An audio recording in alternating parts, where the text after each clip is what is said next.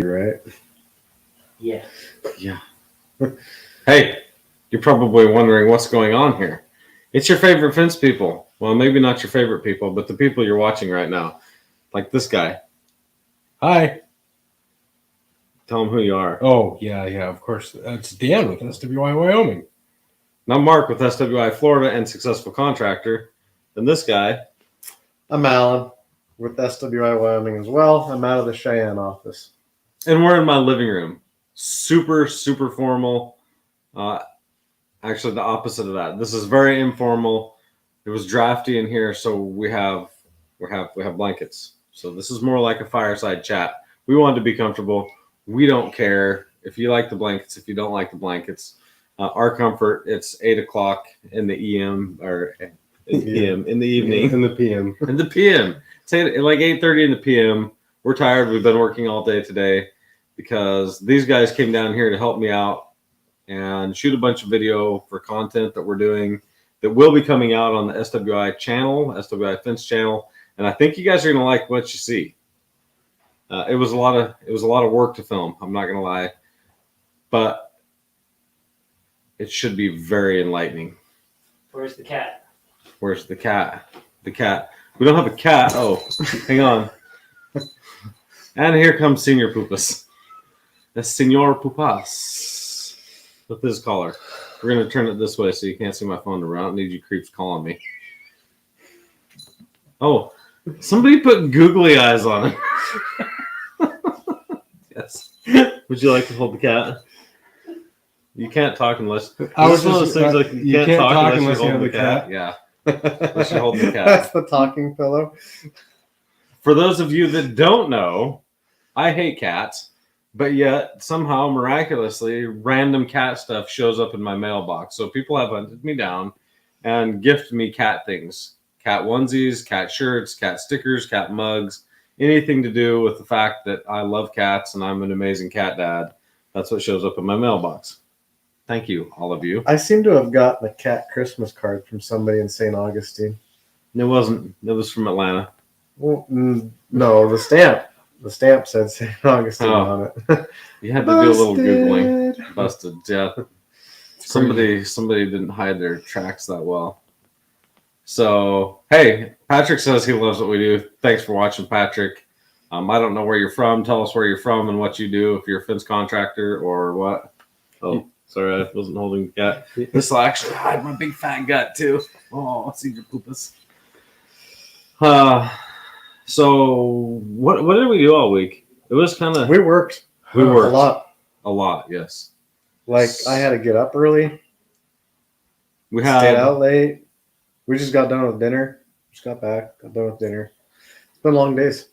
So today we transported and hung a 54-foot cantilever gate that we built here in the shop. The biggest gate that we've done here in St. Augustine to date, and it was massive. My trailer is 36 feet long, the deck space is, and it was hanging all the way over the neck and 10 feet out the back end to get it to the job site. And I've got pictures somewhere, so watch our SWI Facebook page, SWI Florida Facebook page, and I'm sure it'll be posted on there. It was a sight, and it was a big gate, and we put a sway brace on it, tried to do it right, and it rolled. It was buttery smooth. Mm-hmm. Like sometimes if you have a bad cantilever gate and you roll it, you heard the clunky, clunky, clunky when it hits the verticals. There was none of that. This thing was, it was very nice. It was like butter. And there wasn't any wider verticals where sometimes if people don't fabricate well, you get one vertical that's taller than the rest of them, and then it tries to go through the rollers and it kind of squishes it in there. You get a little bit of wedging, and so you have to have the rollers too far apart. We didn't have any of that. The rollers, it didn't tilt at all. I noticed when we opened it up, we could keep the rollers pretty close together. I was really proud of myself. Like, dude, I knew that I could weld cantilever gates. Bro, I didn't even know I could weld cantilever gates that good. The skill was impressive. Yeah, it was. I don't ever want to do that again. Ever. I'm done. John Wathy says, hey. Oh, hey. John Wathy from Fence Pros in Cape Coral, Florida was up here helping us do whatever it is that we did. Hi, John. Hey, John. Hi, John. Nice seeing you. John Wathy, those of you that don't know, John Wathy, that guy is tall. Like he's like Mark from Job Nimbus, like 7'10" or something. He's a tall fella. And he was a huge help in what we did. And without John, we would not have accomplished what we set out to do at the beginning of the week. So it was all because John came to the rescue, provided what we needed, and he came in clutch. Yes. Yeah, he came in clutch. Hi, Jason. East Fort Worth, Texas. Nice to see you, Jason. Oh, Susan K. Worley. Oh, now that if I'm not mistaken, that is Southwest Automated. Susan K. Worley. Love that we're all sharing a blankie. Yes. No, I got my we own. didn't let him in our blankie. He doesn't get to I be in got our it, blankie. He has his own. Dan and I, we'll share a blankie. It was a warm day today. My wife Just was chilled actually. off a little. Here, you can have a cat. You want to have a cat? Oh, yes. I've never had senior pupus before. This is a good cat. Somebody wants to know what I think of Tulsa Welding School. Now, you're asking that because I made a post on my personal page. Then Brian Fredrickson posted that to the fence industry only. It's salty. It's salty. If you can't handle the language, then don't go find that. But if you want to know what I think of Tulsa Welding School, go find that video. It's on my page. And that's exactly what I think of Tulsa There's a Welding reason why Mark was welding. There's a reason why I was welding, and there's a reason why I was frustrated, and all this. I want to hire a welder that can weld, and these people are coming to me telling me that they can weld, and they can't. They can't. They paid a whole bunch of money to a school, two, not one, to Tulsa Welding School, and owe a whole bunch in student loans because I went to these schools and have no applicable skills to a shop. Now, both of them, in their defense, said that they can stick weld, but they can't MIG weld. And in my experience, if you're going to work in a fabrication shop, you're probably going to need to MIG weld. Probably going to need to TIG weld as well. Neither of these people could do any of that stuff. But they were all self-professed stick welders, but I didn't have a stick welder for them to test on because we just don't stick weld. We're not pipeliners. So that's my spiel on Tulsa Welding School. They can get bent. I stick welded today. I did too. A little bit. I did a little bit. I did a lot more. Yeah. I didn't either. Oh, I pipe fitted. Yeah. We tested out the new welder though. Yeah. That was a new welder for down was a here. little That was a jealous nice of it. welder. That welder's wow. Digital readout and stuff. That thing's nice. That thing's pretty sweet. Can I take that home with me? No. No. And we were able to do two things. So we were welding a SWI brace on this cantilever gate because at 36 feet, that thing was like this. And by the time we got the sway brace on it, it was like this. Like it didn't take all the movement away, but a lot of that was in the flex of the 4-inch post. And if you're not putting sway braces on your large cantilever gates, you need to. How For far out did we come out in the center? In the center, we were probably about like that, probably 14 inches roughly. 14, 16? Yeah, 14 inches. It is a pretty big And rainbow. just kind of, so a sway brace is a bow or an arch to help keep the sway out of the gate. And we put that halfway up on this 8-foot by 36-foot opening. So the overall gate was 54 feet. The gate opening itself was 36, and it was 8 feet tall with barbed wire. Big gate. JW Scray is enjoying his fence. His video comes out. Oh, Saturday. yeah. JW Scray, for those of you that don't watch the stuff that we do on Successful Contractor or follow us in Florida, he was the person that won the fence that we gave away. So he lives probably, I don't know, as crow flies, he might live a half a mile away from where I live. But he won a free fence that we did after the Hurricane Ian. We decided that we were going to give away a fence to be a part of the community, and JW Scray was the fence winner. So his video will drop this weekend. So if you want to know a little bit more about that, and maybe for those of you that are in the fence business and you want to know how to promote yourself or give back to your community, there's some good ideas in that video on how you can do that in your area. Do you have something to say? No. You just want to hold the cat? Some things you He can't gave see. it to me. Are you jealous? I'm not jealous at all. This is the only cat I'm not allergic to. Your cat's making his rounds tonight. Have you guys thought about branching out and expanding to other states? Okay, no, yes, yes and no. So we have some programs coming up. So if you're a fence contractor, which our audience, just so that if you follow us, our audience is split halfway between people that are looking to install their own fences or fence contractors that are looking to hone their craft or their skill. And so we're getting ready to pilot a program that we think will be pretty big amongst the professionals that would like to anchor themselves to our brand a little bit more. Yes. So I think it'll be a pretty cool deal. So not that we're going to branch out and do what some other people have done in franchise, but I think there's a better way for us to do that without having to have that headache. After starting Florida, I'm really looking to lower my stress level, not increase it.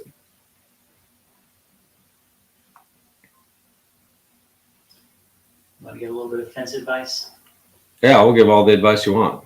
So Okay. those of you that don't know, there's a guy behind the camera. There's a guy. He's on the floor right down here, and he's looking at a computer and he's reading this stuff.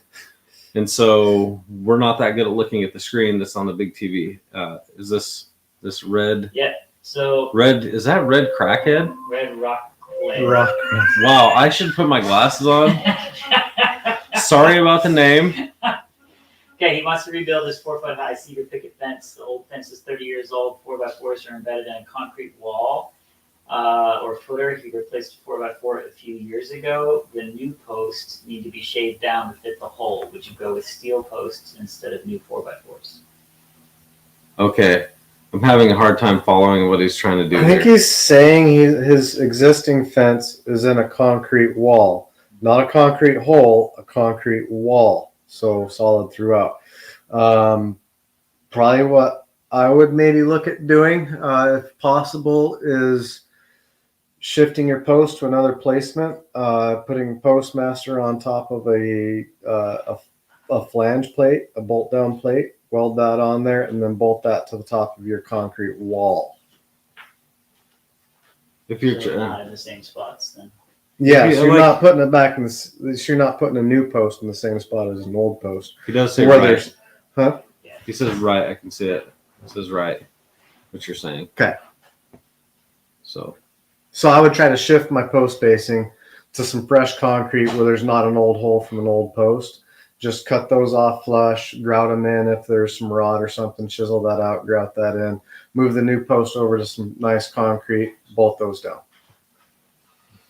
Which we did a video on something similar to that. I feel it's the brewery job.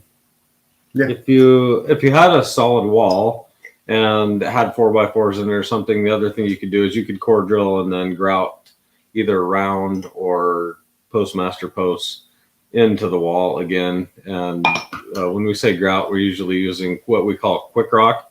We sell that on our website at swifence.com. It comes in 5-gallon pails. It sets up extremely fast. So within 15 minutes, that stuff's, it's hard. I mean, probably within 5 minutes, unless you're in super cold temperatures, that stuff's unworkable. It's the best stuff you can get. Yeah, quick rock is what we use for all of our grouting purposes. They make non-shrink grout that you can get at Home Depot and stuff. Not really the same thing and not as good. So, How do you find and keep good help? Jason Whitaker wants to know what's our advice for finding good help, and if we do, how we keep them. He's been another operator solely since 2006. So I'm going to let you guys talk about this, and then because I want your take. I talk about this a lot. It's not easy. It's definitely the top discussion between every business owner is how do I get the good help through the door, get them hired, and then keep them. It's a constant struggle. First thing we do is know our market, know what the help is worth, what they bring to the table, pay them adequately, and then offer them as many benefits as we can. That's kind of been our thing. Another thing that we like to do is do some team member events, try to get more bonding going, more of a team atmosphere. Oh, what would you say? I'm gonna agree with everything you just said. So those of you that don't know, just so we're all clear, Alan and I own the companies, and Dan is actually a team member. Yep. So he at one point in time was a part of the Olson fencing wreck. He was not the cause of the wreck. He was just a short-term member or owner there. But he went and did his own thing for a while, and Alan and I started this when Dan was still working in the oil field. Then he came back to work for us. So what keeps you here? What keeps me here is it's fun. It's right up the alley of what I crave, and I mean, it's being out in the elements, being outside, having fun. There's not a lot of jobs that you can actually go out and have fun and do work all at the same time. And also, one of my new things that I'm loving doing is education, is teaching everybody else how to do it, how to do what it is that we do. Mm-hmm. So more on the finding side, we're always looking. We might not be actually wanting to hire, but we're always looking, always watching. And if something pops up, we try to jump on that. Right now in Wyoming might not be the ideal season to be hiring, but if something presented itself, we're prepared to, go ahead and get that going so that when June or July or August come along, we've got the skilled people we need. So I've done a lot of hiring recently, and so I feel like I'm in the trenches with the rest of the people that are doing a ton of hiring and really trying to scale their business. So it is very challenging, and to the point of the Tulsa Welding School, when we're looking for these people, I thought that might be a good avenue. And I didn't seek these people out from Tulsa. They just came to me and said, "Hey, we graduated from Tulsa," and so it wasn't like I went over to Tulsa and said, "Hey, send me your best and brightest." They just happened to show up at my door. But one of the things I think we've done a poor job, like even me especially, is I've always prided myself in being kind of the top of the market. But with inflation being what it is, I feel like right now we are seeing the water rise so high and so fast that we probably haven't done a great job of keeping up. So I started out thinking that I could hire people at a certain wage. And in fact, in the beginning, probably 6 months ago, people thought that what we were offering was great. And there's probably still people working for fence companies around here that haven't really kept up with the times, but their employees really don't realize that the wages have risen as high as they have. Honestly, we're probably going to have to step up our game, and you have to be extremely competitive. Because think about this, if you were having a choice between making $18 an hour working for Amazon in an air-conditioned warehouse and a clean environment where the heaviest thing you had to lift was a light box, a light package or something, versus going out in the hot sun in Florida and digging holes and being physical and doing all those things for even 20, which one are you going to take? Not to mention most of the companies around here are not offering any benefits. Some of the larger ones do for sure, but a lot of the small companies and stuff, such as the owner operators, don't offer any benefits. They're lucky if they get paid time off or paid holidays, don't have any retirement, don't have any insurance, and they can go to Amazon and have this easy job for 18 or take this no benefits job at 20. Which one are you going to do?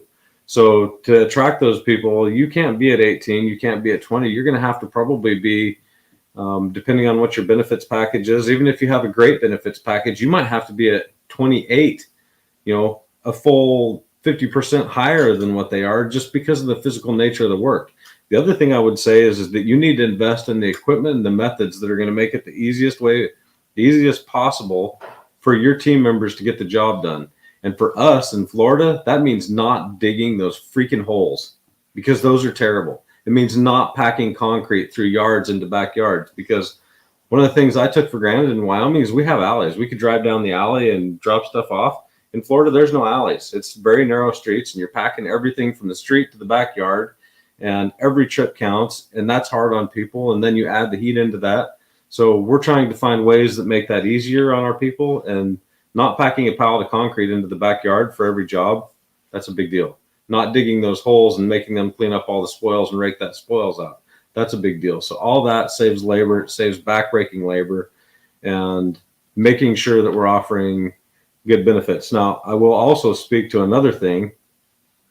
One of the programs that we're looking at here in Florida is we're talking about 3 weeks paid time off. So after you make it, you start off with like 3 or 4 days in the very beginning, and after you make it to your 90 days, giving them a full 3 weeks paid time off. You can't ever cash that out. It's not like you can work for 90 days, then in 91 days, turn in your 3 weeks notice and get paid to sit at home. But what that does is that would allow people to be able to do their doctor's appointments without worry, have rain days, which are a real thing down here in Florida. So we're looking at ways that we can give benefit that even though we do offer health insurance, it offers them additional benefit above and beyond that. In some places in Wyoming, if you're working in an ag fence contractor, you can offer them the ability to bring their dogs to work if you're working out in the rural areas where it's not an issue. So look for those small things that you can do, even if you can't do some of the big things like your retirement programs and your health insurance benefits. But you've got to provide value to these people. Otherwise, you're never going to get them. The job's not easy. And think back and ask yourself, would I do this for what I'm willing to pay? And if the answer is no, then don't do it. Because what we don't realize, I think a lot of people don't take the time to do the math, that even if you're paying $20 an hour and you think, oh, wow, that's amazing. $20 an hour is $40,000 a year. $40,000 a year in today's day and age, that's not a lot, especially if you're trying to pay the sole breadwinner of that family. $40,000 a year is not enough to buy a house and have a decent car and take a vacation once a year. It's not. It's enough to scrape by. With food prices and eggs costing $50,000 a carton, you're going to have to do better. I'm going to make And so all of this is pushing wages up probably faster than you're realizing. I would say that if you're not paying your top foreman 30 plus anywhere in the country, you're at risk of losing them. That's what I'd say. I'd say we're probably like really, really top people. You probably better be pushing 40 somewhere. Realizing that 40 still sounds like a lot. It's $40 an hour. Guess what? That's $80,000 a year. And to do that, you've got to charge more. You've got to charge what you're worth. But you have to charge more, you got to be worth more. So you got to find better talent. You can't pay $14 an hour talent, then charge more like you're paying for the $40 talent. So, you know what I'm saying? See what I'm saying? That's what I have to say about that. I wanted to make sure you saw that. So, man, the red is really hard to read. I can read the white really good, but D something, Douglas? DB Douglas. DB Douglas. The videos are so good. I appreciate your craftsmanship. Thank you. We're doing our best. We're not perfect. Would you say we're perfect? No, we're far from it. We watch our own videos and go back and like, oh, I should have done that a little bit. Man, I could explain that better. Yeah, or even our projects. We see all the imperfection in our own product or projects. The thing is to always learn and grow, and that's we watch a lot of Facebook pages. This is live on Facebook, and I watch people tear each other's work apart and just beat each other up. When really, what we should be looking to do is educate each other to do better the next time. That's what we're trying to do, is just raise the bar one step at a time, even for ourselves. The work that we do here in Florida, because of where we started, is not as good as the work we're doing in Wyoming. That's not to say the crew isn't doing their absolute level best. We're just trying to get the level up there. It's all about skill level. So ask me again in 3 years how well we're doing here, and we're going to be turning out a better level of work because we'll have more seasoned people. I have a good idea. What's that? I think one of your guys from Florida needs to come to Wyoming in the middle of winter so that we can cross train. I feel like my guys from Florida are going to tell you to pack sand. They're going to tell you there's a reason. I think that's about as likely as getting Almanzo from Wyoming to Florida in the middle of July.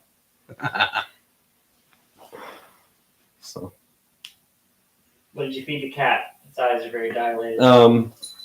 Yeah, senior pupus. I think senior pupus is high. I'm not even gonna lie. Catnip, I believe. I think he's gotten into the catnip. I think so. Or some edibles. Edibles or catnip. Yeah, very dilated. Stoned. So on that, I didn't even realize that he had the googly eyes. There are googly eyes all over my house. They're on everything. So they went down to Hobby Lobby and just went wild one day. And so about 2 weeks ago, and I come home and there's googly eyes on like everything on the walls. There's googly eyes on things on my desk. They're everywhere. And apparently Senior Poopa's got to make over at the same time. And the dog. The dog didn't have googly eyes. The dog. The dog. The dog. Depends you on can't where see. you live. Small town USA still gets by with 40 to 50K a year. Yeah, and that may be, but I wouldn't be surprised if you don't see that change, though. yeah.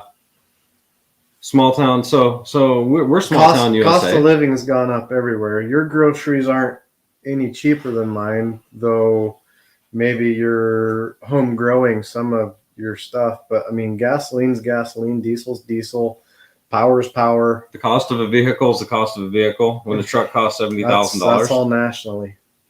so I would argue with you a little bit there. I'd give you some kickback. The cost of groceries definitely aren't cheaper. He lives in Powell Cody. That's small town USA. And would you say it's cheaper? No, not at all. Mm-mm. That is Nick, not your cheap. neck down here on the floor is like, no. So yeah, I'm going to give you a little bit of pushback there and say that the housing would be the only thing that's going to be a little bit cheaper.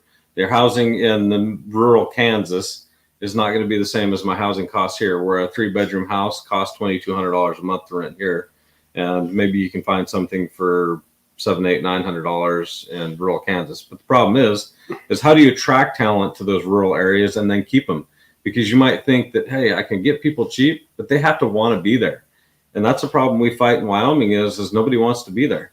It's rural. You have to find the right people that want to stay there and be there, because there's people like me that just want to be where the people are. Did I just Little Mermaid? I just Little Mermaided a little bit. Sorry, I just aerialed on you. Just a little bit. I'm sorry. I apologize. Hey, from Front Rock Fences. Front Rock Fences, and they're out of Canada, I believe. Hey boys, hello, Front Rock Fence, and he got a shirt. I sent him a shirt not too long ago, successful contractor shirt. Avid viewer of all the channels. Nice. So give us some questions, man. We want to hear from you. What's your questions? You gotta have some BBQs. I see somebody from Nebraska there. Wow. No, back up. What that was? There was one. Well, there was one. Back up. The one before, something about a pronoun. I saw it. Nick tries to filter some of this stuff out.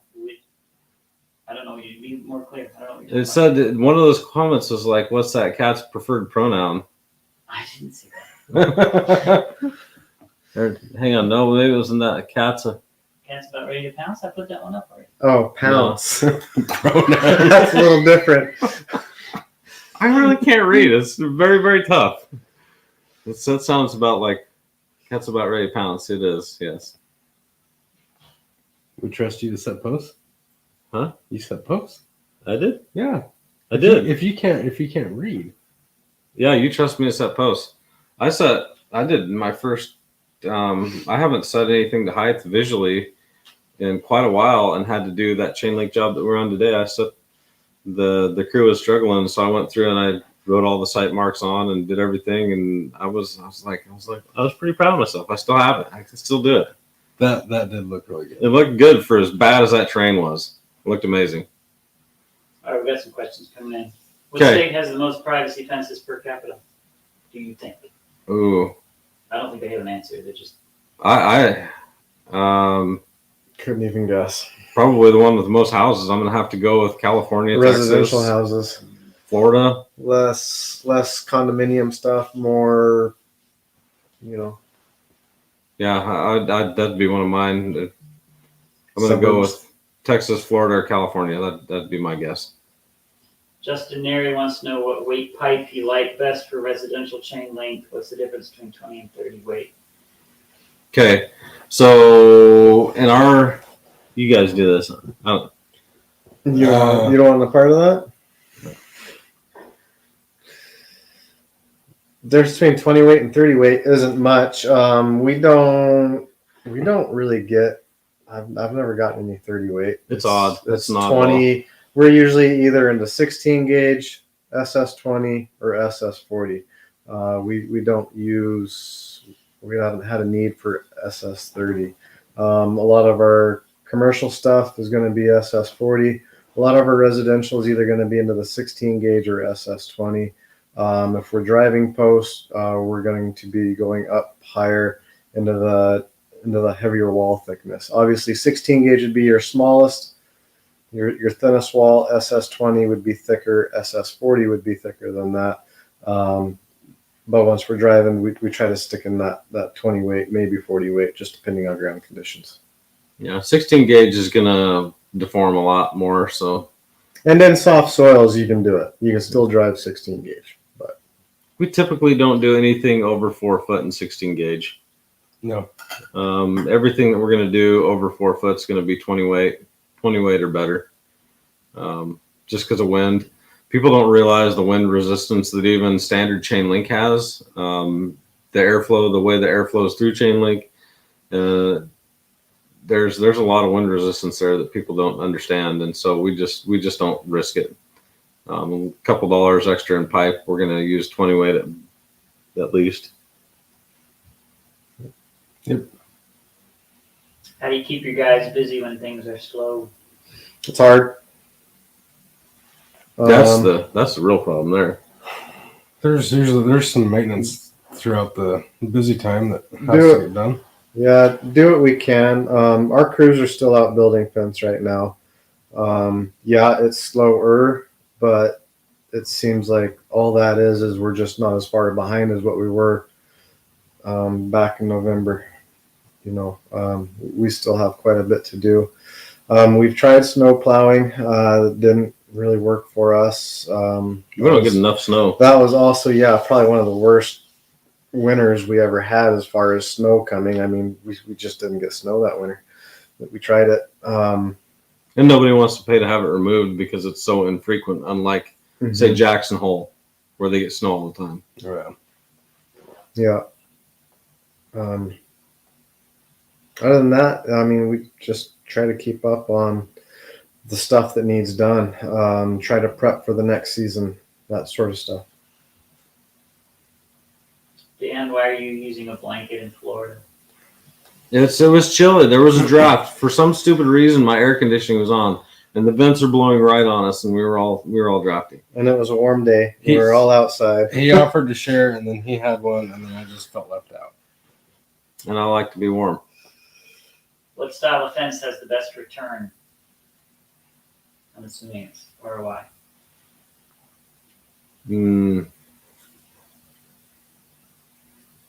I like vinyl. Personally, I like vinyl. That's and I've gotten to like aluminum a lot down here too. I love aluminum. With our new system that we have for doing the no-dig aluminum fence, I really enjoy the heck out of doing aluminum. It's so fast and so easy. It's crazy good. And easy, it's clean. The panels are light. There's nothing heavy about it. Yeah.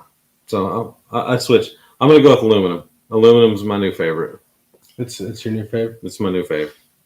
Yeah. Vinyl, second favorite. Second best. I like Chainlink. Yeah. Why does it have to be about better? I like all of it. For us, just so you know, in Wyoming, we are probably 80% commercial versus residential. So commercial is the biggest part of what we did in Wyoming and what we still do in Wyoming. In Florida, we are almost 100% residential. So there's a big difference there. And I'm speaking more from residential now, but I love Chainlink.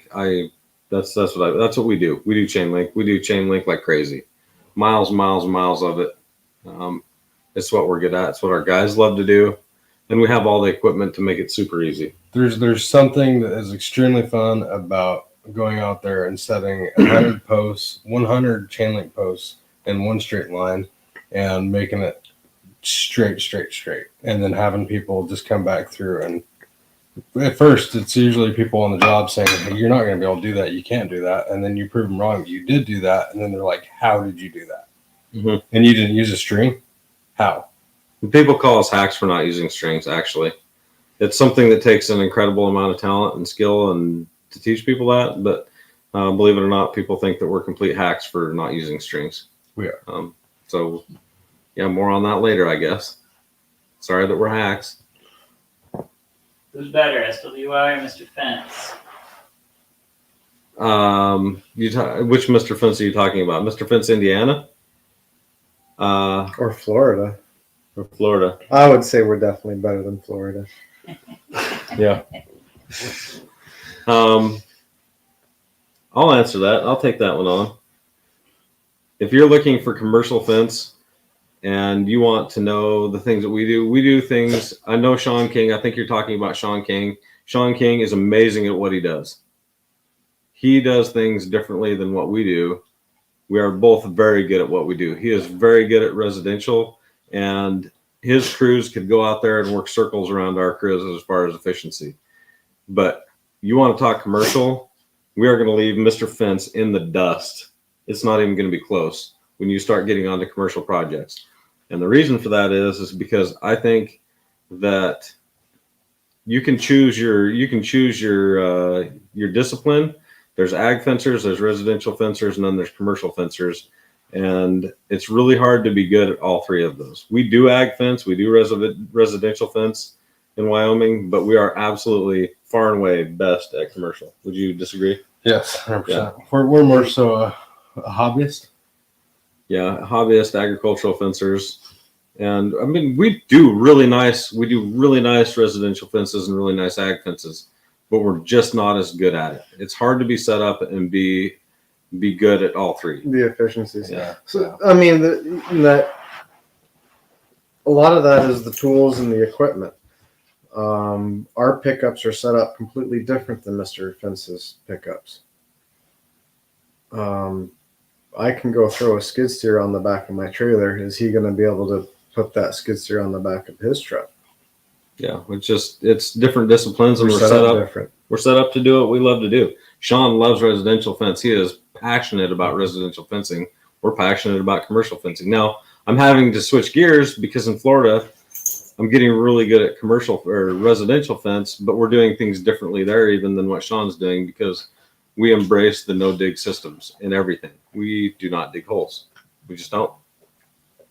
But that's part of what makes us unique, and that's what we're trying to do is set ourselves apart from the other 500 fence contractors in our area.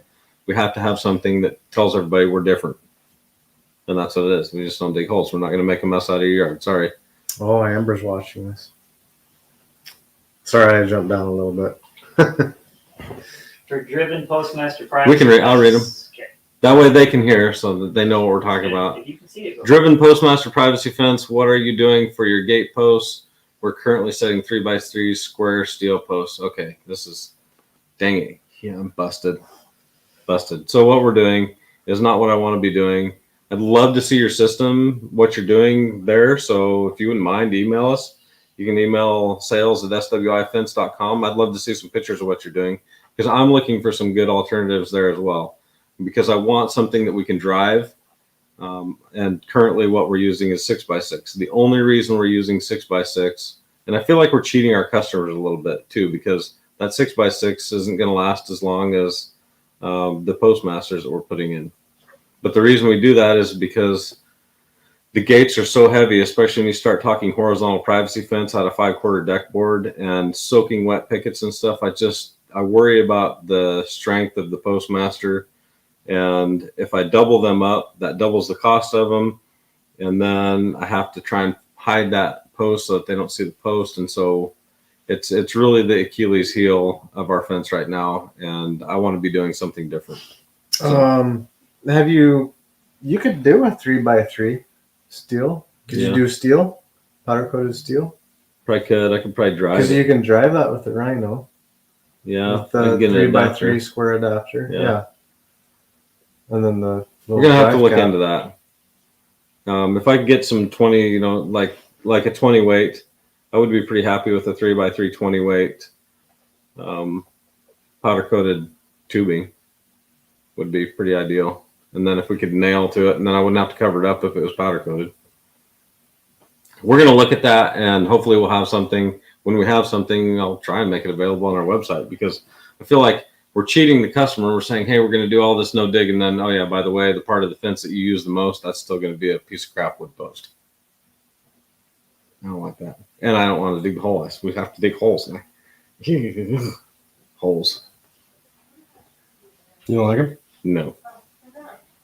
No holes for me.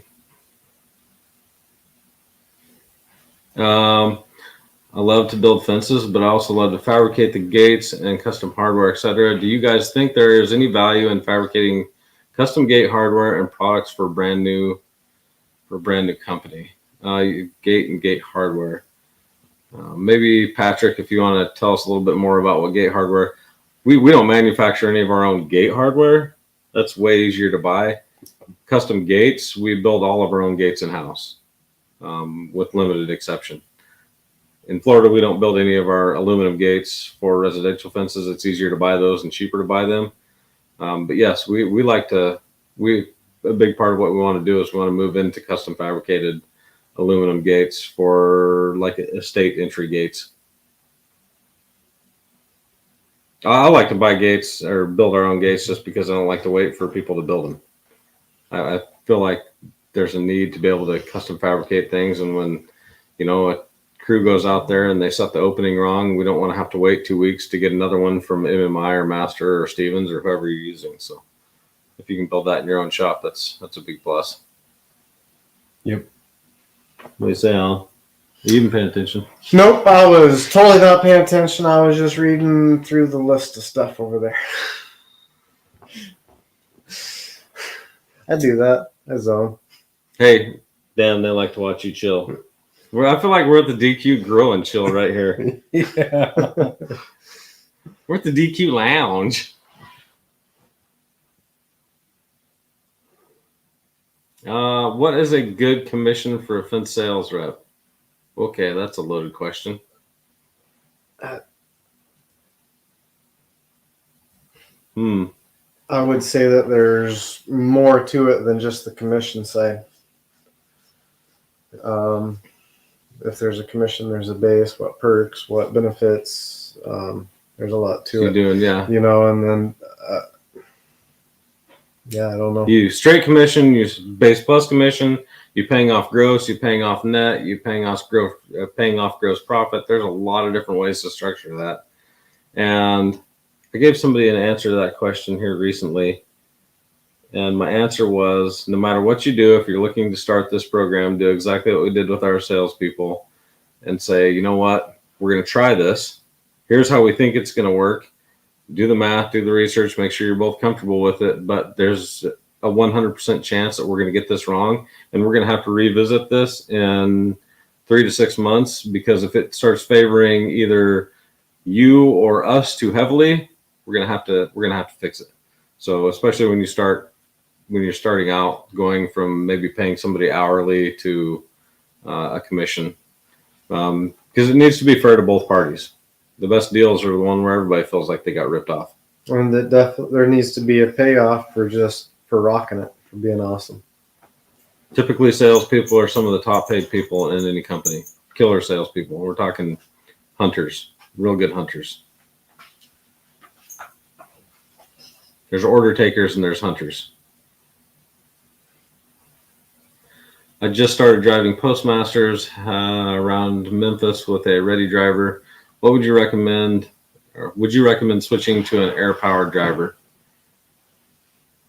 I do probably not. I probably wouldn't recommend it. If gas powered doesn't have enough hit for you, I would recommend probably going to something hydraulic.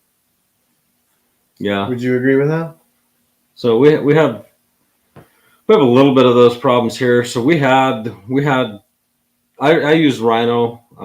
We also sell the ready drivers at SWIfence.com. I buy all the Rhino drivers, the GPD, or not the GPD, the MultiPro XA. You have to have the MultiPro XA, which stands for Extended Anvil, to be able to drive Postmaster posts. That is the only Rhino gas-powered driver that will do it. You can get the PD55 and some of their air-powered drivers. What I didn't like about those is that they were messy because you have to oil them. If you don't oil them, you'll turn those things into a boat anchor. just about as fast as you would a gas driver, maybe even faster, because it'll wear out the seals, and then too much air will leak by, and all of a sudden you're left with something that can't even be rebuilt. They're very heavy, and trying to get that tilted up can be a challenge. I felt like they were a little bit sloppier than the gas drivers. The gas drivers, when you buy the right and you have the right chuck, they fit on there really good. And then I don't like the air hose isn't too bad, but what really sucks is having to pack air compressor that's going to put out, I think they need a 60 or 70 CFM a minute.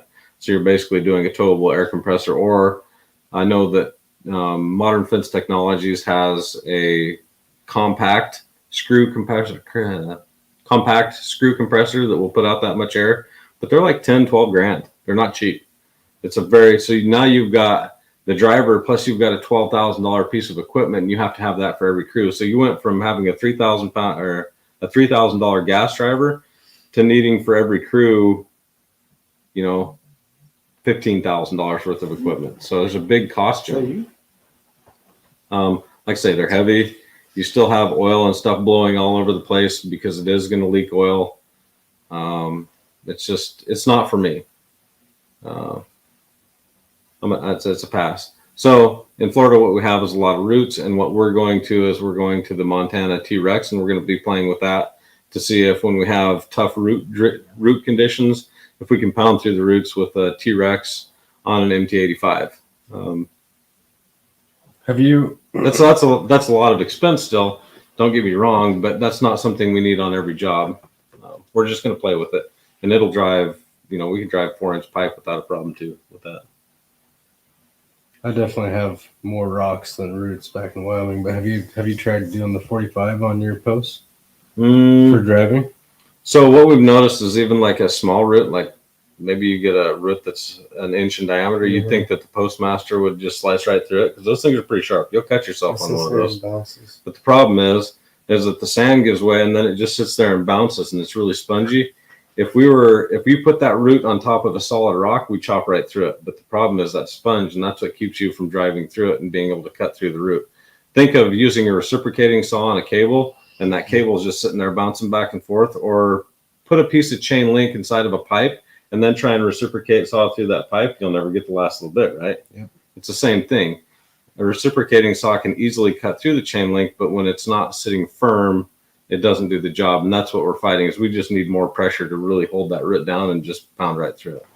So we're going to try with the T-Rex. I know that Sean is going to screw compressors in the PD55, and Chris Gass in Louisiana has got a hydraulic unit, which is basically a lot like the gas-powered units, only it's a hydraulic power pack, and it has 2 hoses and then a hydraulic driver. And I have one of those down here that we're going to start playing with a little bit. Only instead of using a power pack that sits on the ground, we're going to power it off of our MT85. So again, they're heavier, but the hydraulic units don't need lubrication, and I think they're going to hit. It's definitely going to hit harder. The hydraulic units, they're heavier though. They're a lot heavier. Not near as handy as the gas units. There's nothing handier and easier than the gas units. You do have to take care of them though. Hopefully that answers your question. Lake. So Lake is right here, just 30 minutes from us over in Palatka. He says it's really neat how you experiment so many different ways, strength-wise with fencing, and that's one of the things that we've done a really good job at. You're looking at. You want to mysteriously tease what's coming up? No, we're not teasing anything. Okay. We know stuff you don't know. How about that? There's stuff coming. Stuff's coming, and you're going to want to know about it. And if you want to know about it, we know things. You probably should subscribe and follow what we do, because it's going to come out, and I want to say it's going to be revolutionary.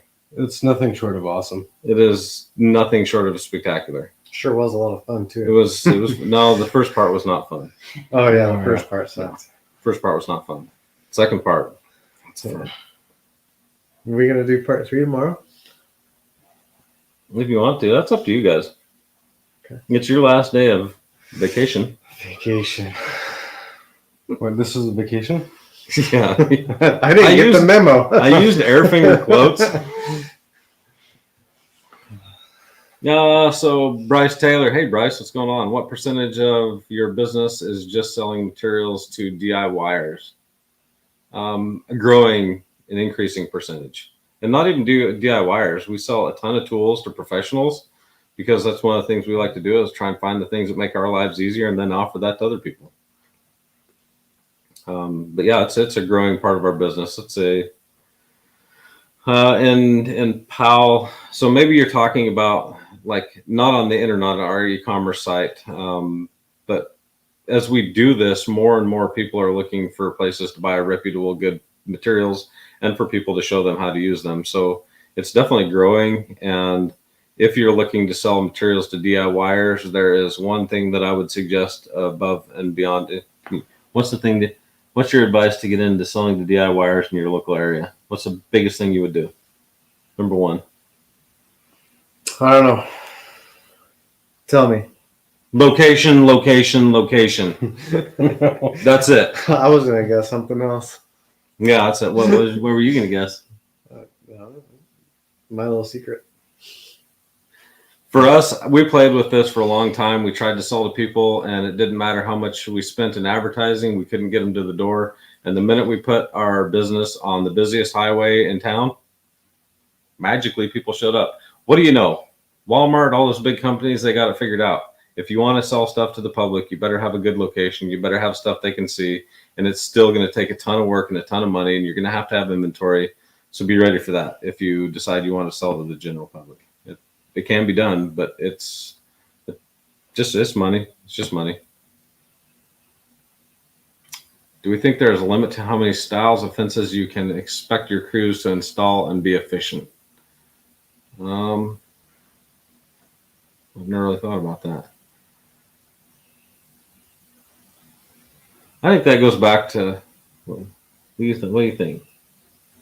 I You're getting distracted because Nick's scrolling over stuff and you're trying to see what's coming. No. I'm trying to put words out my mouth.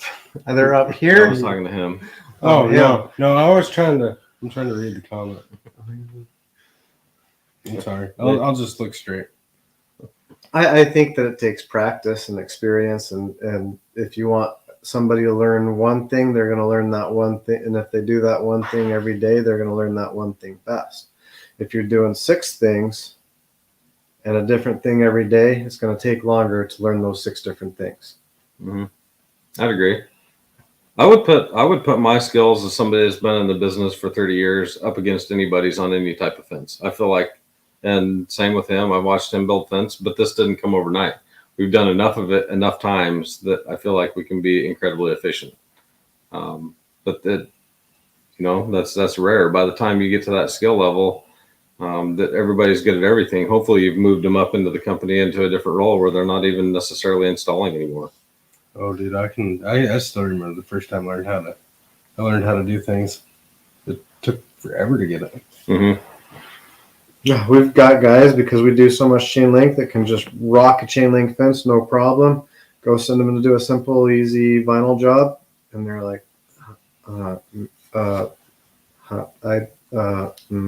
you know. I think it goes back to that assembly line thing. So if you have crews and you have enough business to have a crew dedicated to doing nothing but vinyl, I would definitely do that. And you could have a crew dedicated to aluminum. It goes back to the assembly line Henry Ford thing. If that's all you do all day, every day, you're going to get super efficient at it, and that's just going to be what you do.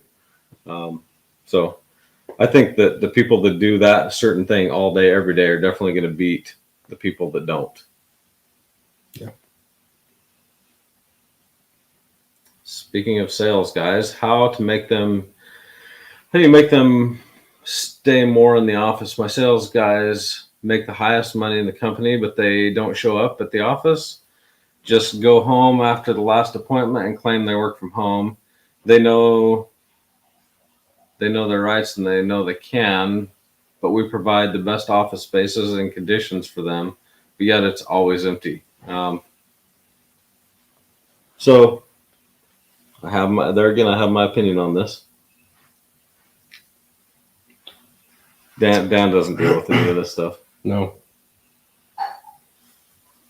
What do you say? You have anything to say about that? I'm not sure I 100% understand them. So He's saying that after their last appointment, they just go home and they don't do Mhm. anything, and then they say they're working from home, but there's really no evidence or proof of that. There's no fruits to say that they actually did anything.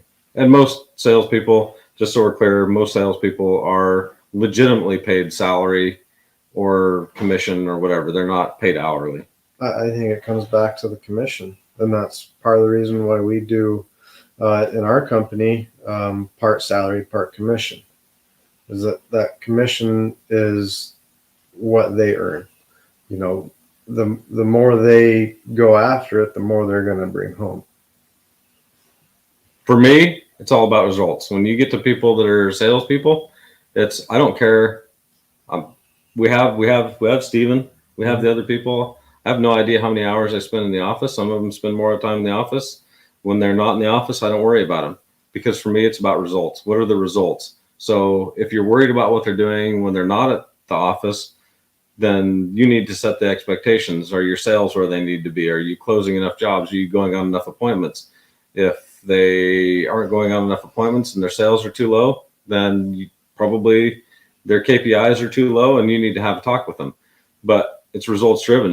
If all their numbers are right and they can get that done in 4 hours, all the power to you. But if you can get that done in 4 hours, it's to your benefit to maybe put in 6 hours and get even more. So that way, commission is a huge thing. Good salespeople love commission because they can kill it.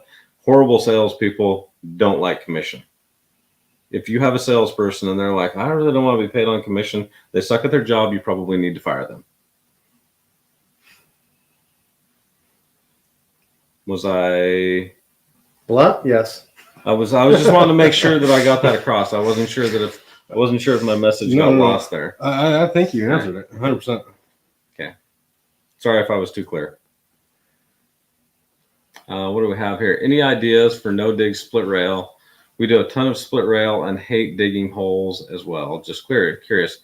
Yeah. So who you need to talk to for no dig split rail fence is going to be a company called Qualline Fence, and they're just outside of Madison, Wisconsin. Qualline Fence has been doing everything. So they were the OGs for no dig. Dan Olson said hi. Oh, I said hi. Yeah. Oh, look, hey, Dan Olson. I bet you that Somebody hacked your account. That is you. that is me. Is that your kid? Wife? I'm betting so. Hello. Dan saying hi to himself. So anyhow, yeah, talk to Qualline Fence if you haven't. They put on a driving thing, and that's really what got me curious about this several years ago, probably 2014, 15-ish. And they drive everything. Now, I still think there's cases where driving is just not a good option. It is not the be-all, end-all. They're in Madison, Wisconsin, which is pretty much known for just great black topsoil, as deep as you can go. When you get into the river rock soils and stuff like that, it's just not going to work. Your posts are going to move too far, and they're going to be too loose when you get them. Even when you get them 4 feet in the ground, they're going to be incredibly loose. So it doesn't work everywhere, but where you can, they have actually started. They have a bore that goes up inside the cedar split rail. People call split rail different things, so I don't know what you're talking about. Split rail to us is a post split out of a cedar fence, and so it's very rough. So let me know if that's what you're talking about. But they actually bore a hole inside the post itself, cut it off, and then drive pipe and then sleeve the split rail over the pipe. Pretty similar to what Aloha Fence, Josh Rand, was doing here not too long ago. Only they've perfected the system and have been doing it for years and years. There is not anything that those guys don't do that's driven. If they have to dig a hole, they're like, nope, sorry, we're not your people. And that's what I want to be. I want to be you need a hole. That's not what we do here. So you want to take your shovels and throw them away? No, I want to throw all my shovels away. I want to throw all my post hole diggers away. I want to throw it all away. None of that stuff. It just clutters up my toolbox. So check their Facebook page, Qualline Fence. They've got a lot of pictures on there, and they drive everything. And super, super nice people. It is Harriet and Ray Stats. Can't remember. I think their son's name is Mark, actually. But give them a call. Maybe they're pretty friendly. They'll probably even let you come and shadow one of their crews, or they're nice people, and that's the good people in the fence industry. A lot of them will let you do that, so they can probably show you how to do it. Are we going to Fence Tech? Are you going to Fence Tech? Yes, definitely. You? Not only that.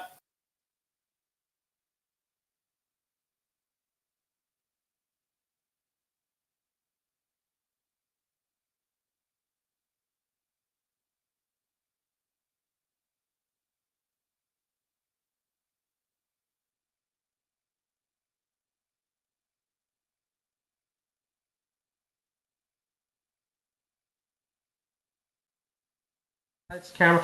Hey, Hi, we're back. fresh new battery. Yeah, we're all coming. We're gonna Veronica bring will some be more there. people. Your wife's going to be there.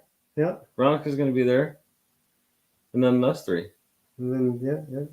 And then we're going to have a booth.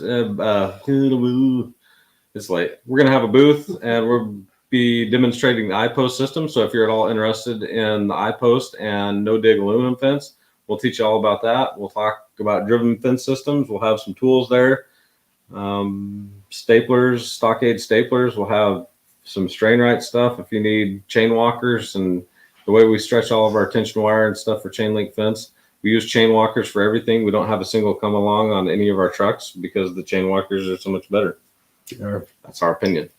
Anyhow, Changed my mind. so we'll have a lot of that there, and would love to see you there too. So, Advanced Fence Company for split rail. We saw a point onto the post and hammer them in with our guardrail pounder. Okay. Oh, you got a guardrail pounder, really? That's some serious stuff. Maybe that is it. That Did you seems do that no with big. cedar, or would that be pine then? A pine split rail. Could Did you be. do that with cedar? And I know that they have some of those. Have you seen the ones where they insert them into the post, kind of crisscross like that? And Yeah. then the post Yep. is right here. Yep. Yeah. Then some people call that a split rail as well. Only it's usually treated. How much does a successful fence company profit a month?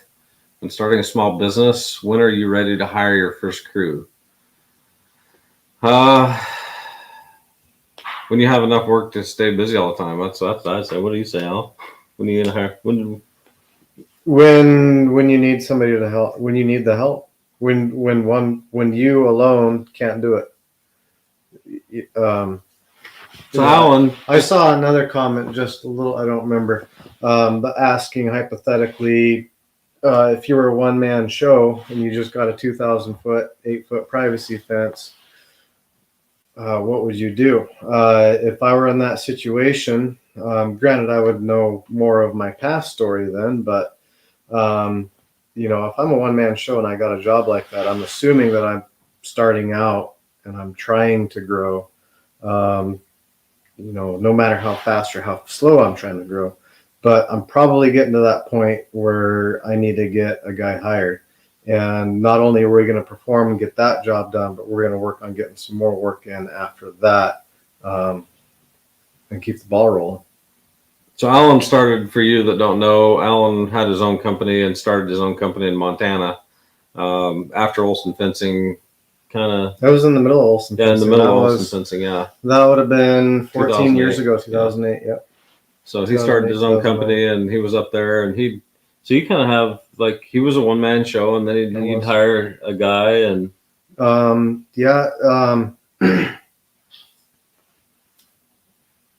yeah, up there we would lay off in the winter, but once it started picking up enough in the spring, I'd bring him in, and then we'd work the summer. And then I had some other friends that would come work, do some part-time, maybe not 40 hours, consistently, but they'd come work a week to help me out. And then they'd go back to their own thing. They were also business owners, so we kind of helped each other out in that aspect. so I remember Olson Fencing when we hired our first person, and we hired some college students that were part-time. And then we just started picking up more work. And basically, when we had more work than Carl and I could handle, and we're like, okay, we got to hire somebody. And then when we kept that part-time person busy, was like, okay. Hey, I was that part-time guy. You were for a little bit. I was your first, wasn't I? No. No. Well, Close to. it just depends what you consider. But we had a couple part-time college guys. Brian Seifert is one of them, and then Spencer Allred. Mm-hmm. So they both worked for us part-time in the winter, and then when the summer picked up, Brian left, and then Spencer worked for us full-time. And you just get to a point where you're so busy, and I was even part-time in the very beginning, and we picked up some big jobs, and we're like, oh, now's the time to jump. We feel like we've rowed the boat close enough to shore that we can jump. So I jumped, and then Carl jumped, and then when we had enough work to keep the both of us busy, then we started getting Alan, and then it just kind of snowballed. And you can tell when you're busy enough to support people. Just understand that when you do that, you are making a commitment to somebody, and they may be leaving something really good to come to you. And so be aware that you're making a commitment to take care of that person. It isn't temporary. You can't say, oh, well, we thought we had enough work, and now it's 3 weeks later and we're already out of work. Really think about that before you do. Get a good backlog of stuff built up so that you can make a reasonable commitment to them to keep them busy.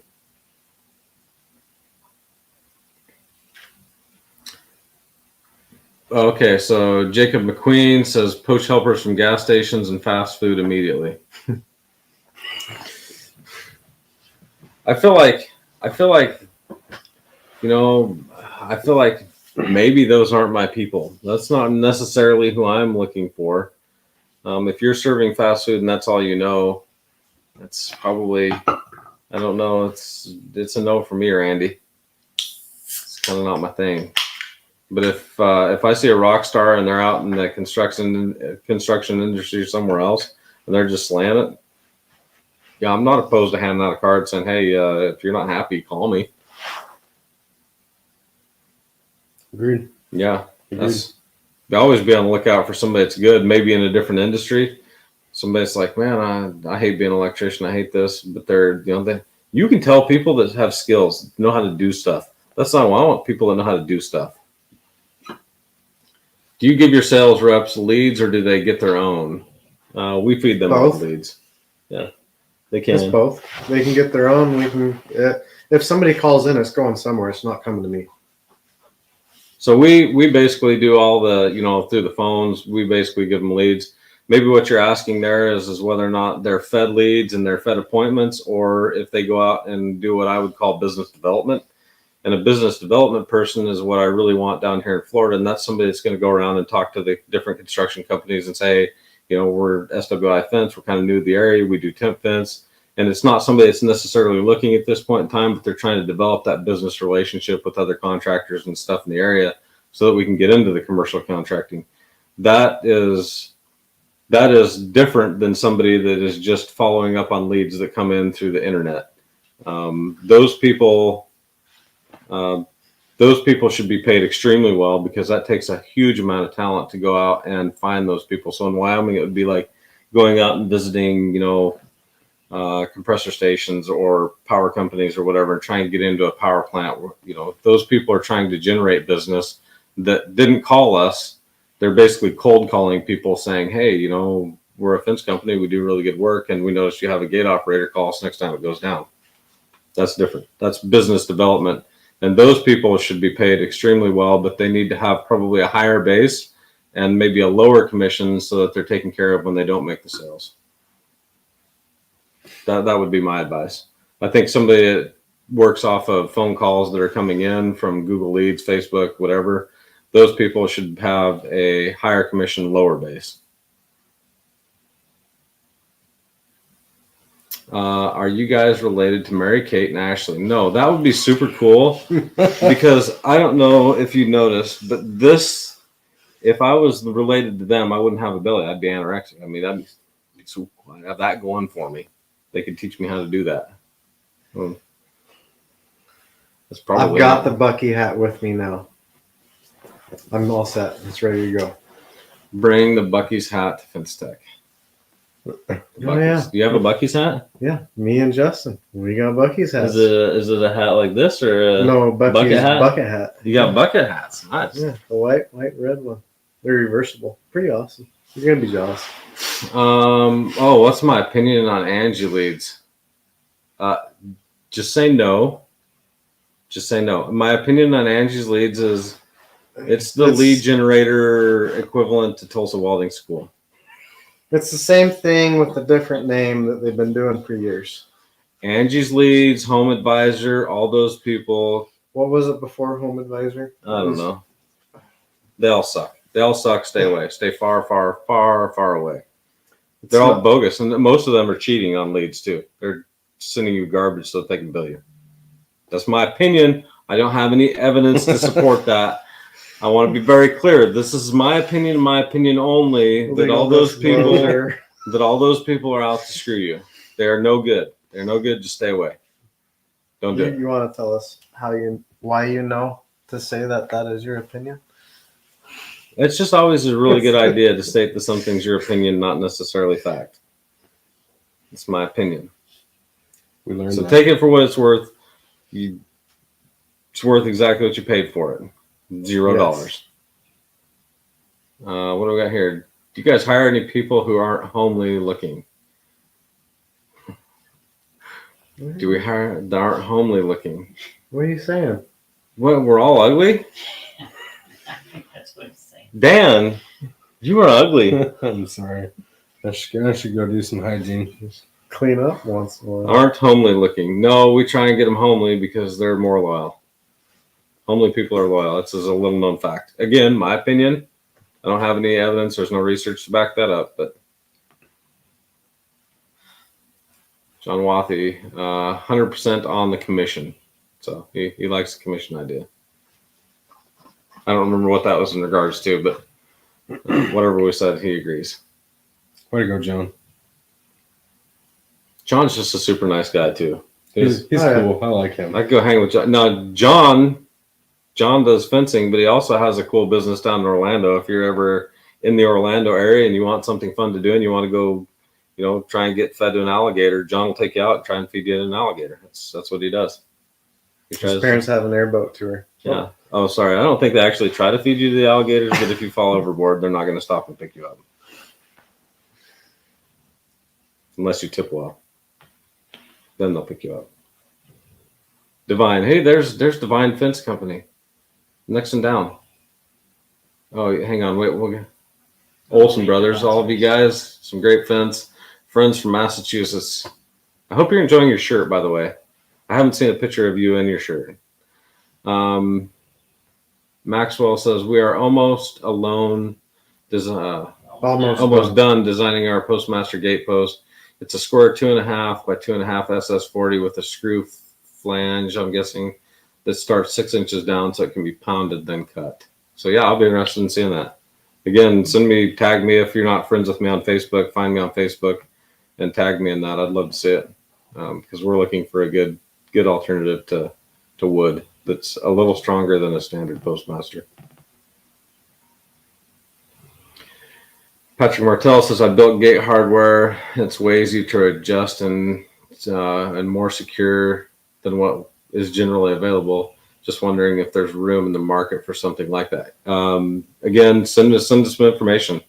Sales@swifence.com. I'd love to see it, or come see us at Fence Tech, and we'll take a look at it and give you our honest opinion.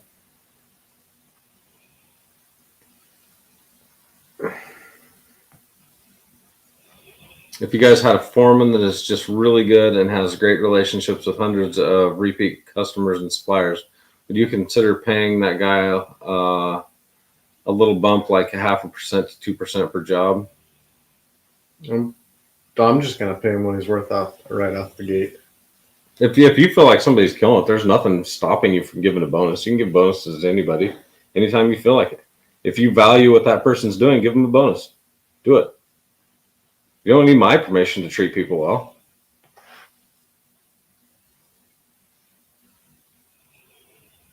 What about Facebook ads? What ads should I use? Yes, we like Facebook ads. They're expensive. And I would definitely find somebody to manage that for you, which adds extra cost, but you'll get a better ROI on that if you hire somebody to. We don't do our own Facebook ads. We hire people that know how to do that because it's more important than they offer the, hey, just boost my post and spend some money, but you're not going to get the results out of that without the key targeting to get to the audience that you need to reach. So it's worth doing, but pay somebody to do that for you would be my advice. Driven post versus cement. Written back T. Written back T. I don't know what that means. Driven post versus cement. Driven post all day long. Okay. Divine Fence is trying to help us here. He says you got to always hire homely team members, and the shirt is is greatly appreciated, and as always supports you guys. Always got to represent the successful contractor. So hey, thanks. If you guys don't know, I have a channel called Successful Contractor that is specifically about answering all the questions like commission and how to treat people and how to find team members and how to actually run the business side of things. SWI Fence focuses more on the installation practices and techniques that make fences great, and Successful Contractor is wholly focused on building great contracting companies. So now, if you don't follow that, definitely send all your people over there to Successful Contractor and check that out. There's some good information there. And right now, what we're doing is we're doing the 2-year challenge. If you don't know what the 2-year challenge is, I'm trying to take this business here in Florida from $0 to $3 million in 2 years, and try not to die in the process. Probably not die like die like heart attack, that kind of die. Are you at risk? Yeah, I'm at risk. Higher risk every day. John Wathi says, driven post over cement. There's a question about it. Yeah, and definitely. What do you say, John? I say driven post. I think driven posts are pretty tough. I think driven posts are pretty tough. I may have some evidence to support that. May. We don't know anything. I know nothing. Jacob McQueen says, do you guys see a market for repair only fence companies? Yes, absolutely. I don't think that it just depends on what you're looking for. I think it's going to be a little harder to get your name out there if that's your niche and that's all your niche. I don't know. I would say it's going to be hard to scale that, but if you just want to have a good owner operator business that makes a ton of money, repairs are good money if you're small and agile and you're low overhead. That might not be, a lot of the other contractors, you can go to them, give them your name and number, and hey, I'm just looking for repairs. Because a lot of fence contractors don't want to do repairs. I hear that a lot. Mm-hmm. Yeah, we don't. So I would probably drop some cards off, stop by people's offices, other fence contractors, let them know that the big fence contractors, they'd love to have. I mean, go talk to them. They'll be like, we'll give you all of our repairs. Any repair that comes in, we'll send them your way. Just take good care of them and do good work. And because we don't want to do them, we're just not set up to do them. It's that whole thing. That's a subcategory. You could be ag, commercial, residential, or repair. Because that repair thing, that's a niche in and of itself, I'd say. 100%. So I think you need some population. Yeah, for sure. I think it'd be tough to do in, say, Powell. Yeah. Population 5,000, that's going to be a little tough. Yeah. I think it'd be too hard around here. Patrick Martell says, Jacob McQueen, we are a small company, but we have a crew of 3 people that do 60 hours per week consistently from April to December. All they do is repairs. Yeah, 60 hours a week.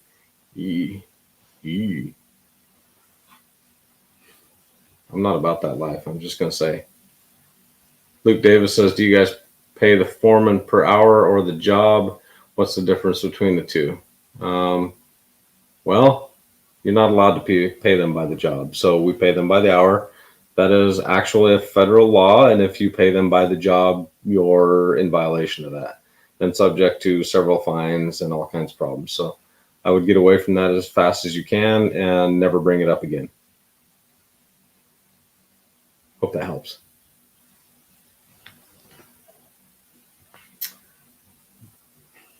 Go.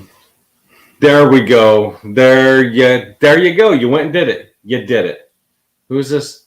This is the Charger Mopar? Charger Mopar. He's a regular dude. Ah, there you go. You always got the one guy that's like, try doing that in my area. No disrespect, but we get this all the time. This is a common thing. I feel like we talk about something, and what people hear is this is the only way you should be doing that. And this works everywhere. That's not what we're saying. Is that what we're saying, Dan? No. No. Nope. We're saying this is a way. It works here. We do it because it works here. What we do here does not necessarily work in Wyoming. No. What we do in one part of Cody does not necessarily work 5 miles away in another part of Cody, or even a quarter mile away. 100%. There's the ground change in Wyoming, even around Cody and Powell, is insane. You got your good parts and you have your bad parts. You just have to know.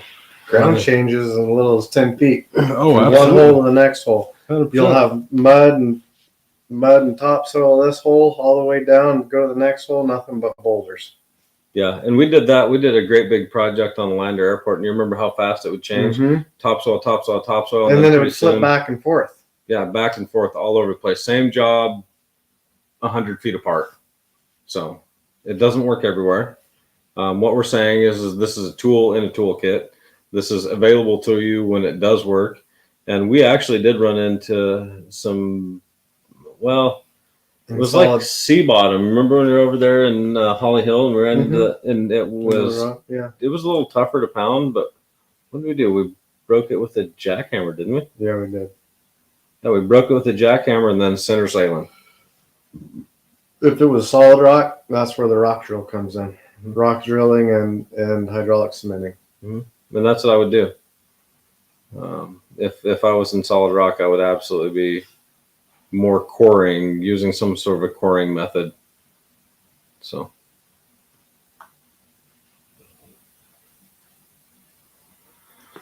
Let's see. So Lake Lineberger says, so I spend $2,000 on a customized aluminum gate. Me and the homeowner already agreed on a price and wrote up a contract. We go to hang the gates, and there's this. They're too small. And they're too small, and they won't let us return.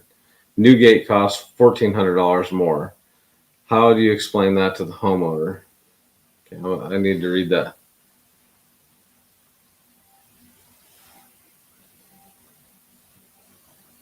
I don't really understand whose fault this is. Is this like why is it too small? Why is it too small? I'm not trying to interpret, but what we see a lot of times is that people will order a gate and there's a confusion of whether or not we're talking. They order a 14-foot gate, so they go set their post to 14 feet, and then they don't account for the hardware, and the hardware isn't quite what they thought it was, and so maybe it's 2 or 3 inches. I'm not sure what your scenario is. But that sounds like, unfortunately, what I'm going to tell you is that doesn't sound like the homeowner's problem. That sounds like a problem that you're going to have to work out between you and your supplier. And in the end, what you're going to be faced with is what we're all faced with. And is it worth a bad review? So chances are, that's between you and the manufacturer. It has nothing to do with the homeowner. Leave them out of it is my take on that. You?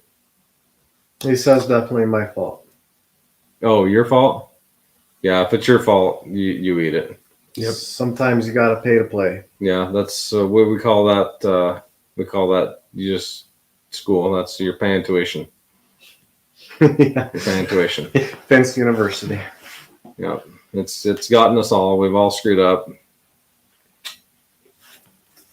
That's on you. We've had worse. The opening We've wrong, had worse. and you have to eat it. Yeah, that's it. We've all had it. Trust me. We have made, and the only difference between the small person and the big people is the numbers of zeros on the mistake. As we get bigger, we definitely have the capacity to make larger and larger errors. The nice thing is once you make the error, you don't do it again. You learn. We try not to. We're not infallible.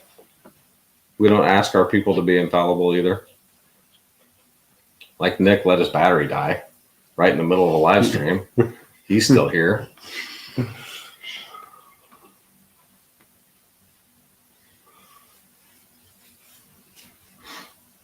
Do you guys stain your wood fence? No, we don't. I recommend it, but we personally do not stain. For me in Florida, I don't stain because I don't want the hassle. I just don't want the liability. I feel like there's a lot that can go wrong there. For you, it'd be another crew, another setup, and another thing to supervise. Mm-hmm. You're not going to send your fence crew out there to stain because your fence crew is your fence crew, and you want them to be out there building fence. Mm-hmm. So to do staining, you would want to do a whole other setup of staining for you, for it to be profitable and efficient, probably. Then in Wyoming, we don't stain because we can't. We're a distributor for Wood Defender, and part of the agreement is that we can't apply. So if we had a fence that we wanted to stain, we would have to have another company come out and stain it for us, and I'm okay with that. You? Yep. No, I think we did a video, didn't we? I think that there's people out there that that's their profession, and they're great at what they do, just like I'm great at fencing. Yep. Mm-hmm. When he had his fence stained at his house, he didn't do it. We had somebody else come out and do it.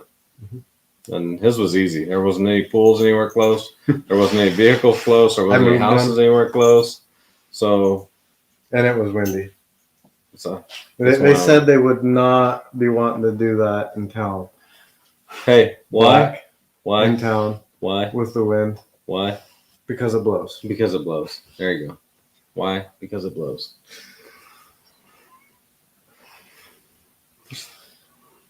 There's a clue. Huh. There's you a clue. Could make a saying out of that. You could make a saying out of that. We might have stickers of Fence Tech that say that for some reason. We might. Do we have any written backup for driven post versus cement? Huh. To be We have any continued. written backup? Yeah, to be continued.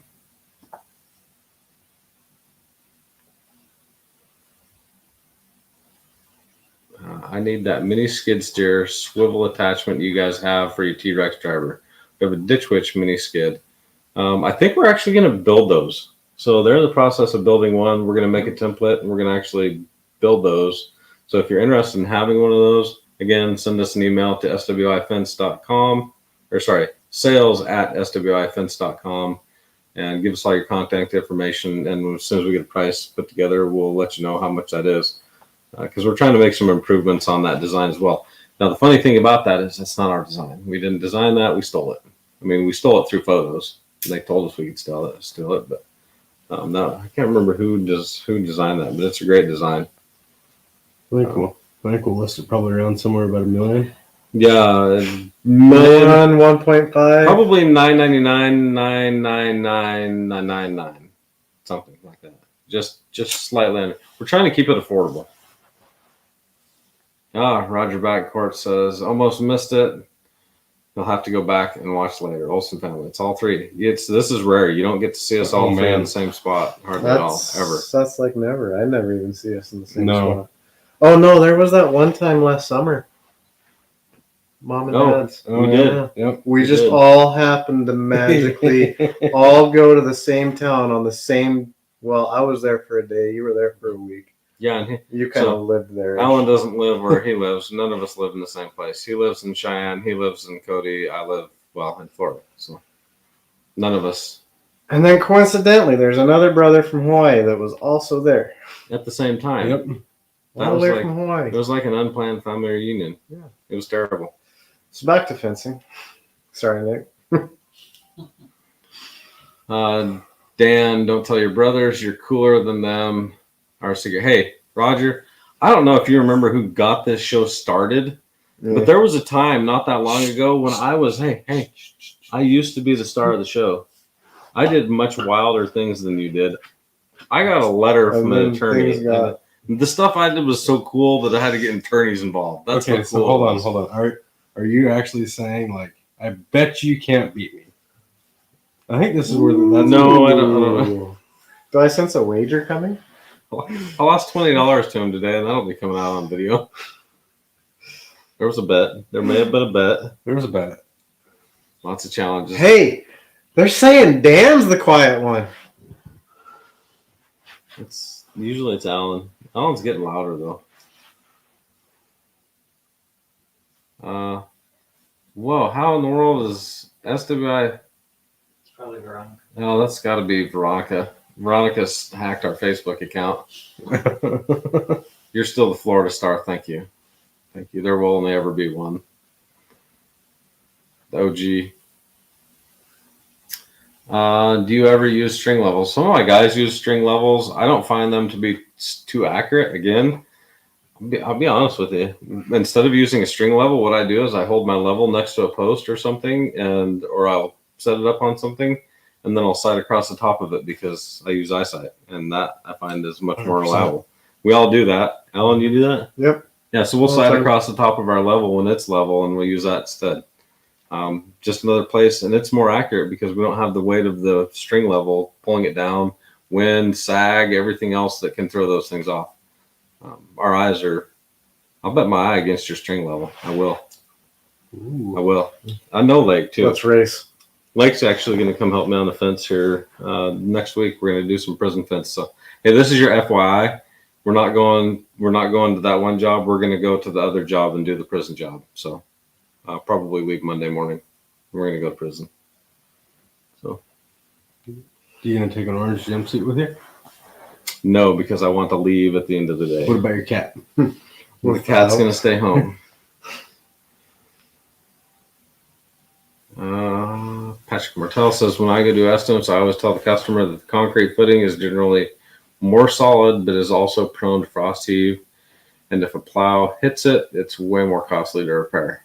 I bet we can change your mind, especially if you're talking about frost heave.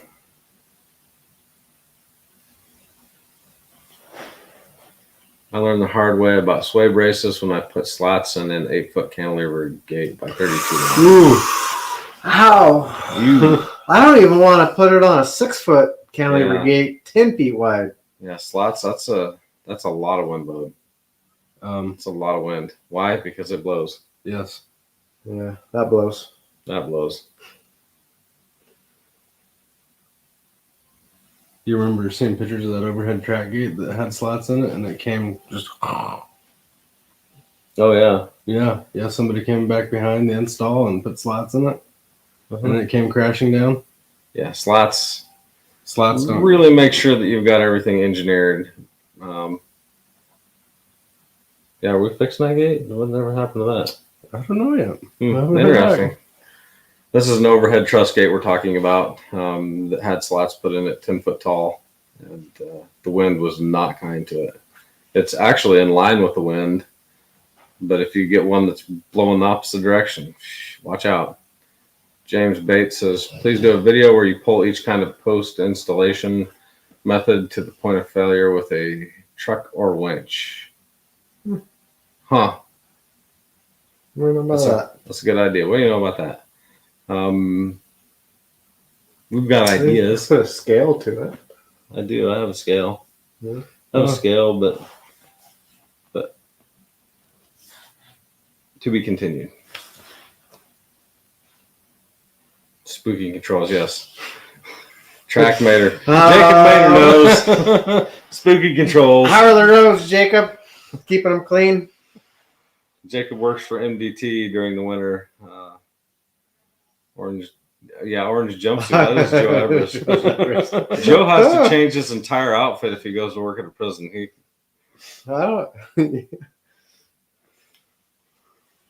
Is that why he likes the orange? That's Shotcrete concrete. Alan is the, hey, whoa. Here's Alan, you have a fan.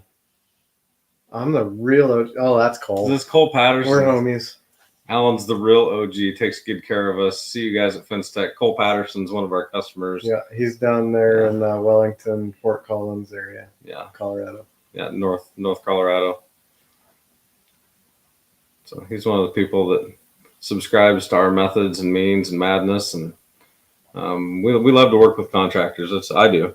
I love to work with contractors and try and show people better ways of doing things. We have some contractor people here, some firemen that buy stuff from us and have subscribed to the no dig method, and I hope it's going well for them. So Jeremiah McNish, I'm not sure how he pronounces it exactly, and then Justin, and I don't remember the third one. There's 3 of them here, right here at St. Augustine Fire Station number 5, just down from my house, and they do fences on the weekends. It's just actually very, very common.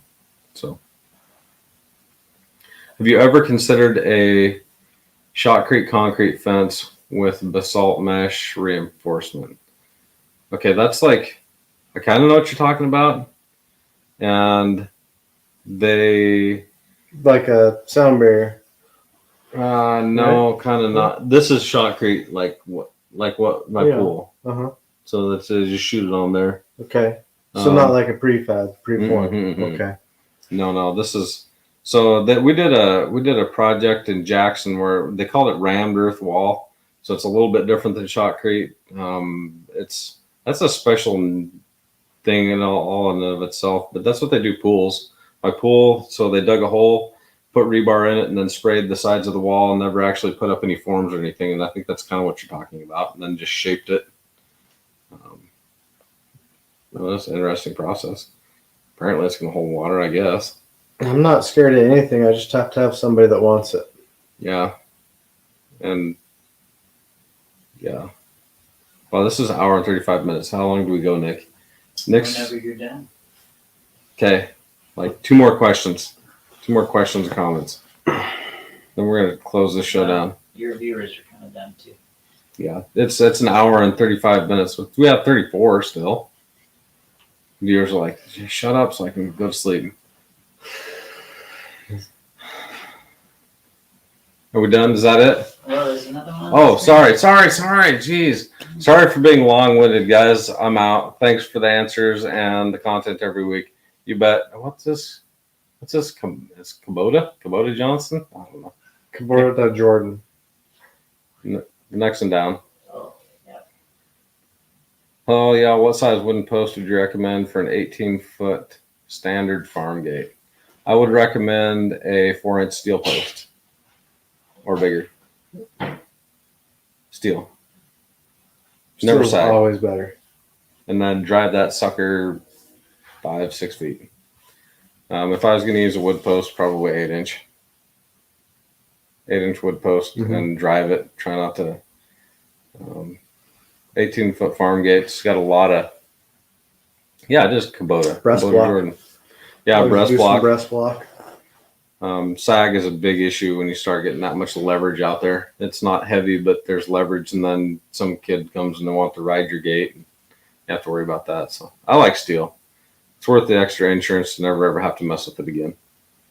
Ask me how I know. Yeah. Hey, Roger says I'm the GOAT. That's no secret. The GOAT. Is that a compliment? Yeah, it's the GOAT. Greatest of all time. Oh, The GOAT. GOAT. You just got goated. I guess I should realize that was all caps. Just got goated. Hey, we're glad you guys joined us this evening. Thanks for having our thanks for joining the fireside chat. I'm Mark with SWI Florida. I'm Dan with SWI Wyoming. I'm Alan with SWI Wyoming. Then until next time, you have a good dang day.